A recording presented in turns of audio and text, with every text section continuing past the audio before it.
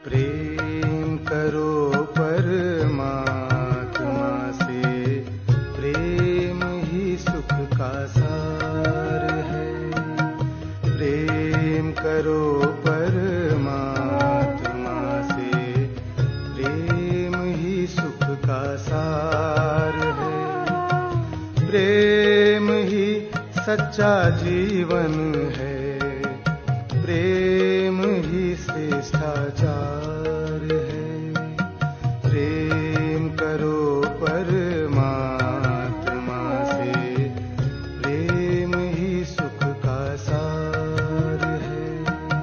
प्रेम ही सुख का सार है, प्रेम ही सुख का सार है।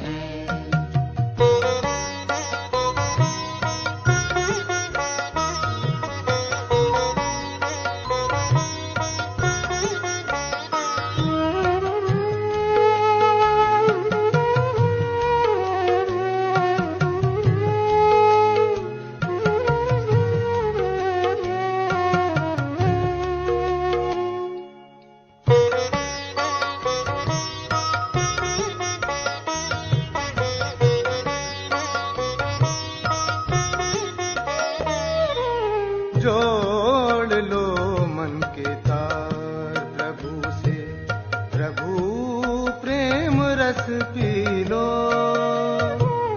जोड़ लो मन के तार प्रभु से, प्रभु प्रेम रस पी लो। योग के पावन पथ पर चल के सुखमय जीवन जी लो।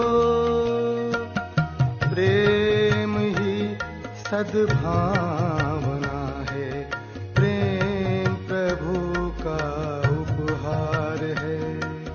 प्रेम करो परमात्मा से, प्रेम ही सुख का सार है। प्रेम ही सुख का सार है, प्रेम ही सुख का सार। ओम शांति। Good morning. 24 सितंबर 2022 प्रातः मुरली। मीठे प्यारे शिव बाबा बोले, मीठे बच्चे पहला निश्चय करो कि मैं आत्मा हूँ। प्रवृत्ति में रहते अपने को शिव बाबा का बच्चा और पौत्रा समझकर चलो, यही मेहनत है। आज का प्रश्न, तुम सब पुरुषार्थी बच्चे किस एक गुह्य राज को अच्छी तरह जानते हो? उत्तर, हम जानते हैं कि अभी तक 16 कला संपूर्ण कोई भी बना नहीं है। सब पुरुषार्थ कर रहे हैं। मैं संपूर्ण बन गया हूँ, यह कहने की ताकत किसी में भी नहीं हो सकती, क्योंकि अगर संपूर्ण बन जाए तो यह शरीर ही छूट जाए। शरीर छूटे तो सूक्ष्म वतन में बैठना पड़े। मूल वतन में तो कोई जा नहीं सकता, क्योंकि जब तक ब्राइड ग्रूम न जाए तब तक ब्राइड्स कैसे जा सकेगी। यह भी गुह्य राज है। गीत, मुखड़ा देख ले प्राणी जरा दर्पण में, पुण्य है कितना पाप है कितना क्या तेरे दामन में। ओम शांति। शिव भगवान उवाच। अब यह तो बच्चे समझ गए हैं कि इनका नाम शिव तो नहीं है, वह तो है निराकार शिव भगवान उवाच। बच्चे समझते हैं कि निराकार तो शिव बाबा को ही कहा जाता है और कोई मनुष्य मात्र के लिए नहीं कहेंगे। निराकार पतित पावन शिव बाबा ही ज्ञान का सागर है। वह इस तन द्वारा बैठ समझाते हैं। उसे ही परम पिता परमात्मा कहते हैं। पिता को और अपनी आत्मा को समझना है। मनुष्यों को अपनी आत्मा का पता नहीं है कि आत्मा क्या चीज है। अंग्रेजी में कहा जाता है सेल्फ रियलाइजेशन। सेल्फ यानी आत्मा क्या वस्तु है। भल कहते भी हैं भ्रकुटी के बीच में सितारा रहता है। बस सिर्फ कहने मात्र कह देते हैं। आत्मा स्टार है, निराकार है, तो उनका बाप भी तो निराकार होगा, छोटा बड़ा तो हो नहीं सकता। जैसे आत्मा है वैसे परमात्मा है। वह है सुप्रीम, सबसे ऊंच से ऊंच। पहले तो आत्मा को समझना है कि आत्मा किसकी संतान है, वो कैसे पतित से पावन बनती है, वो कैसे पुनर्जन्म लेती है, कुछ भी जानते नहीं। पहले तो यह नॉलेज चाहिए कि आत्मा क्या वस्तु है। बाप ही आकर आत्माओं को बतलाते हैं कि आत्मा स्टार मिसल है, अति सूक्ष्म है, इन आँखों से देखा नहीं जा सकता। देखने के लिए दिव्य दृष्टि चाहिए। भला हॉस्पिटल में कितना माथा मारे आत्मा को देखने के लिए, परंतु आत्मा को देख नहीं सकते, अति सूक्ष्म है। पहले तो यह निश्चय चाहिए कि मैं आत्मा अति सूक्ष्म हूँ। बाप उनको ही समझाते हैं जिनकी आत्मा में 84 जन्मों का पाठ नूंधा हुआ है। फिर परमात्मा खुद ही रियलाइज कराते हैं, वो आत्मा थोड़ी करा सकती है। परमात्मा खुद ही रियलाइज कराते हैं कि मैं तुम्हारा बाप अति सूक्ष्म हूँ। ड्रामा में सारी एक्ट नूंधी हुई है, इनके पाठ में कुछ भी चेंज हो नहीं सकता। बाप कहते हैं मैं किसी को बीमारी आदि से कोई ठीक करने थोड़ी आता हूँ। यह जिस्मानी बीमारी आदि तो कर्म भोग है। तुम तो मुझे कहते ही हो पतित पावन, नॉलेजफुल, ज्ञान का सागर आओ, हमको आकर पावन बनाओ, राजयोग भी सिखाओ।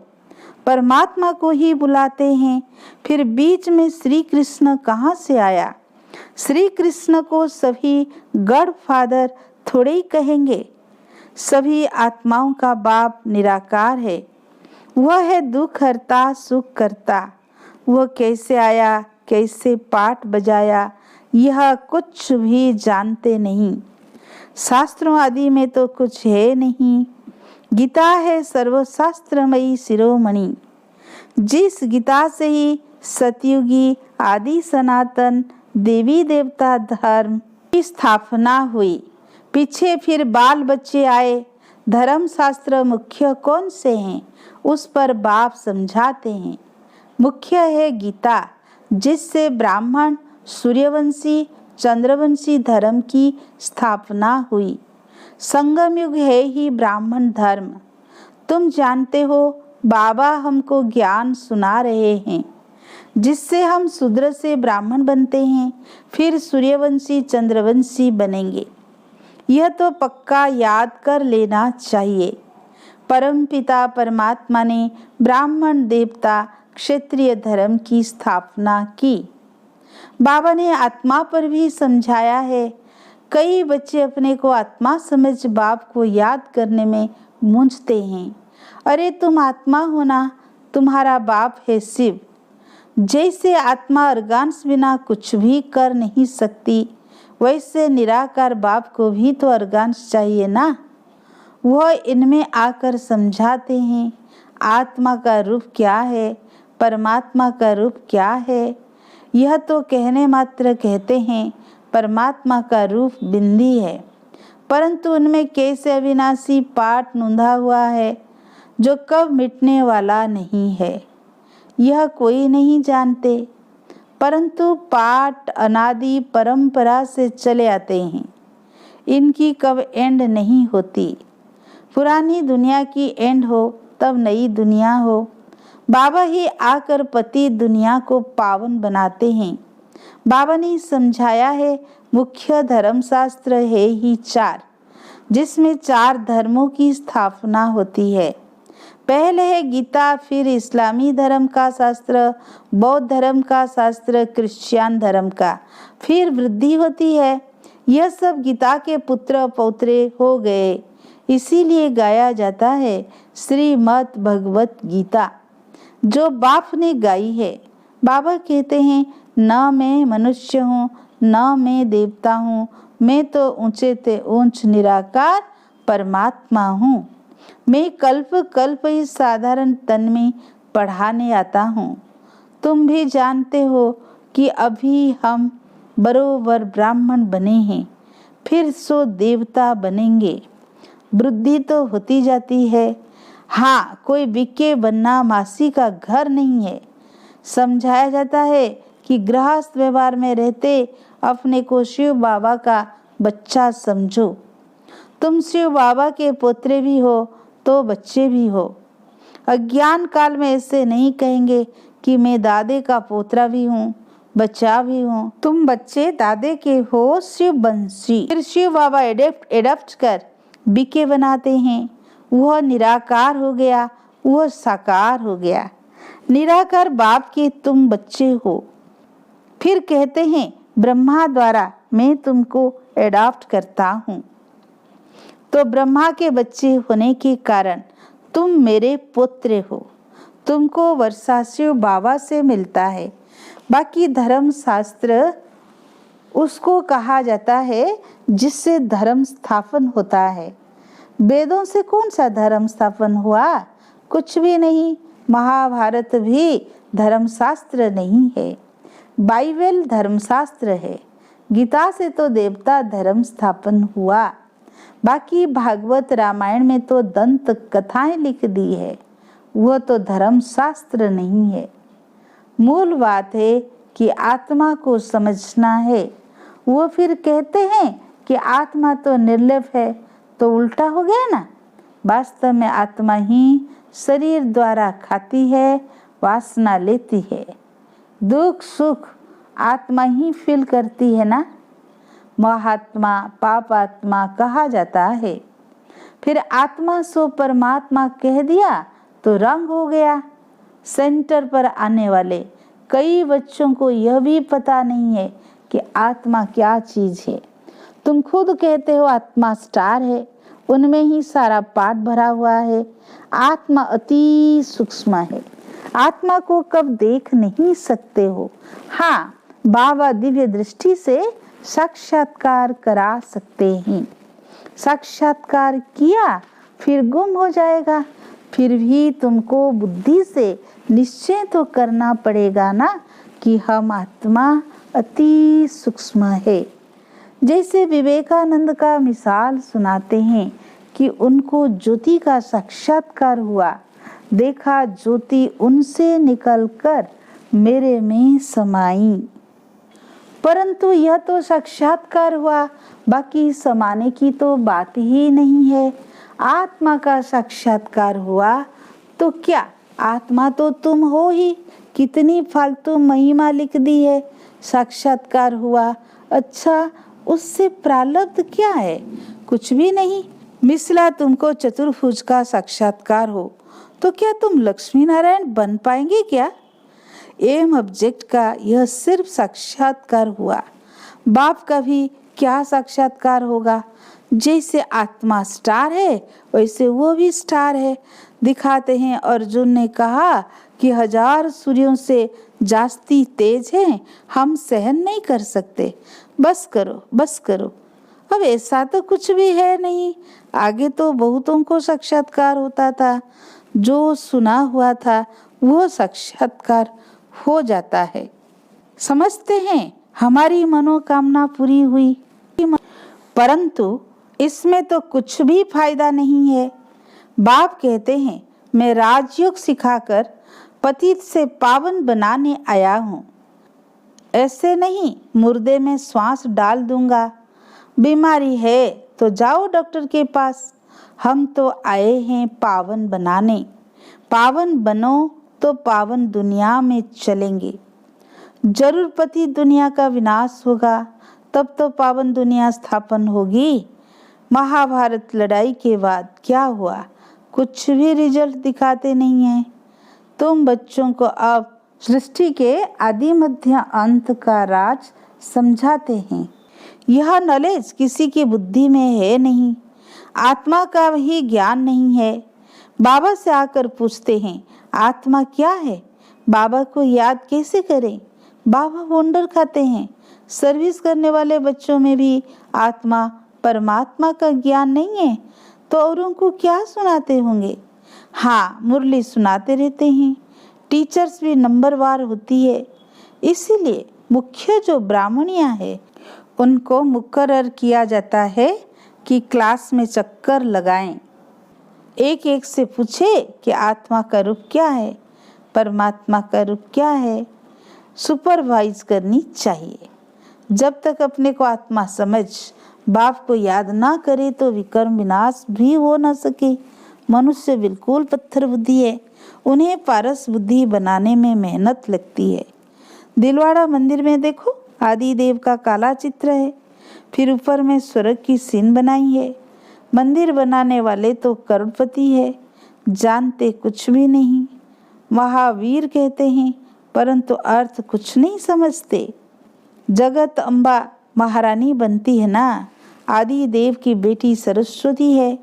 मंदिर तो अनेक बनाए हैं, ट्रस्टी लोग खुद भी जानते नहीं। पुजारी भी कहेंगे हम तो संभालने के लिए बैठे हैं, मंदिर फलाने ने बनाया है, हम क्या जाने। मनुष्य आते हैं, माथा टेक कर चले जाते हैं। अब तुमको कितनी रोशनी मिली है।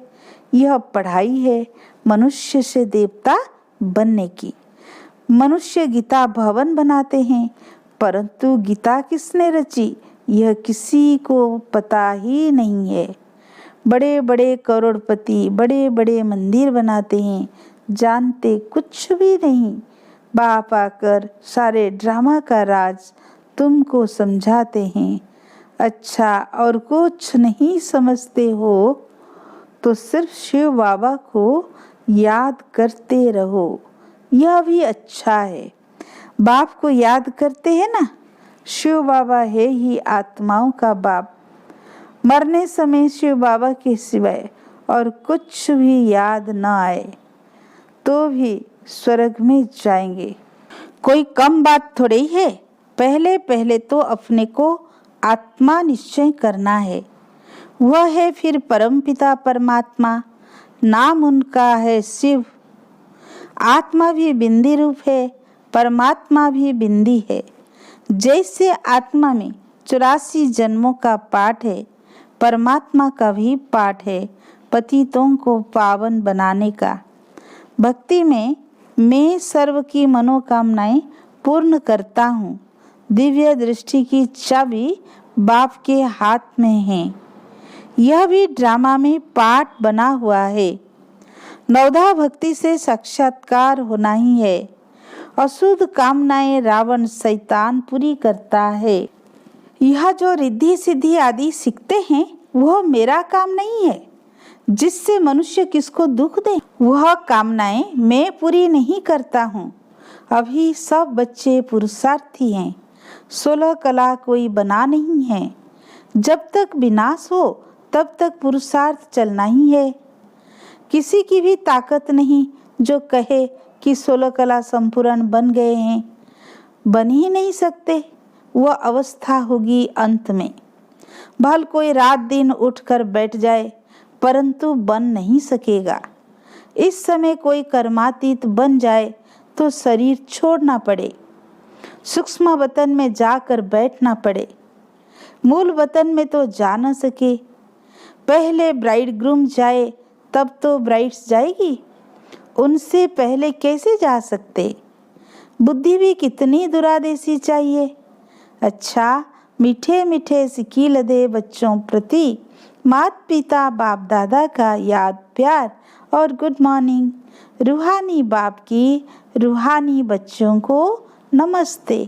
हम रूहानी बच्चों की रूहानी बाप दादा को याद प्यार गुड मॉर्निंग नमस्ते नमस्ते शुक्रिया। प्यारे बाप दादा को दिल से कोटि कोटि बार शुक्रिया शुक्रिया। धारणा के लिए मुख्य सार। फर्स्ट पॉइंट, साक्षात्कार आदि की आस न रख, निश्चय बुद्धिवन पुरुषार्थ करना है। पहले पहले निश्चय करना है कि मैं अति सूक्ष्म आत्मा हूँ। सेकेंड पॉइंट, बीमारी आदि में बाप की याद में रहना है, यह भी कर्म भोग है। याद से ही आत्मा पावन बनेगी। पावन बनकर पावन दुनिया में चलना है। वरदान: ज्ञान और योग के बल द्वारा माया की शक्ति पर विजय प्राप्त करने वाले माया जीत जगत जीत भव। दुनिया में साइंस का भी बल है, राज्य का भी बल है और भक्ति का भी बल है, लेकिन आपके पास है ज्ञान बल और योग बल। यह सबसे श्रेष्ठ बल है। यह योग बल माया पर सदा के लिए विजयी बनाता है। इस बल के आगे माया की शक्ति कुछ भी नहीं है। माया जीत आत्माएं कभी स्वप्न में भी हार नहीं खा सकती। उनके स्वप्न भी शक्तिशाली होंगे। तो सदा यह स्मृति रहे कि हम योग वाली आत्माएं सदा विजयी हैं और विजयी रहेंगे। स्लोगन: कर्म करते कर्म के बंधनों से मुक्त रहना ही फरिश्ता बनना है। अच्छा, ओम शांति।